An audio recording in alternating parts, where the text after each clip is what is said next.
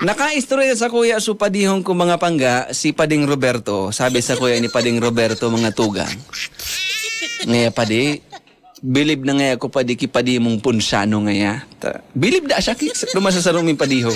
Ano, taaram kami magparade. Ano, may tinurubong gayod, ano, magparade ba yan?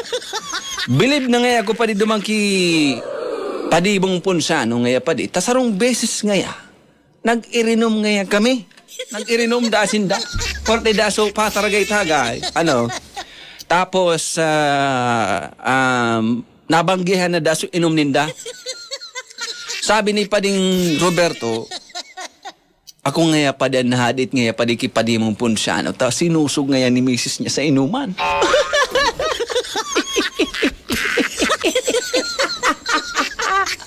Sinusog na! Sinusog na ni misis niya sa inuman si Padi mong punsano. Eh, yan ang masakit talaga pag may misis ka nang nagsususog. Ngunyan. Pero bilib da siya kipadi niya. Pero bilib ngayon ko padi. Sinusog ngayon siya ni misis niya sa inuman. Sinugo ngayon padi magsapna. Uyog-uyog. Napapasiram sa irinuman. Tapos susugong ka ni misis mo sa inuman. Susugoong ka pa magsapna. Ano da ikang mo tarata o magsarap na?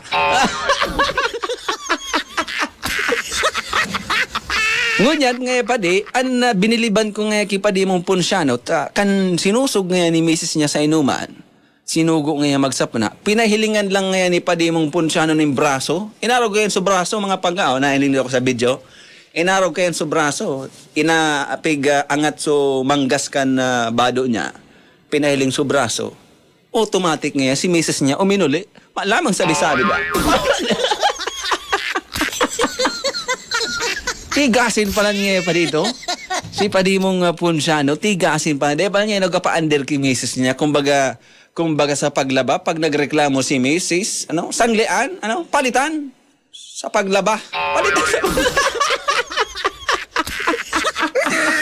bilib na da si Pading Roberto kay Padi niyang punsyano tapos pinahilingan lang da ang braso si misis niya siring ka no nagkurahaw ba si misis niya agom magsap na ka na sige mo sa nang inom dyan pagpahiling mga tugang ka so braso ni Pading punsyano uli da dahil lamang yung ingos-ingos da si misis niya uminuli da dahil lamang yung reklamo bilib na talaga ngayon ako kay Padi mong punsyano ngunyan Padi pinahiling, pigarikisa kung ngayon pa di braso niya, kung may tato baga ngayon sa braso ka, to baka kung natakot duman si misis niya, biglang uminuli ngayon.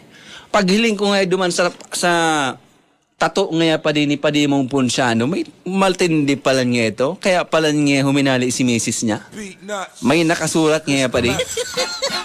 Ang nakasurat pa di sa braso niya, kunyan, ang tato, perang takad.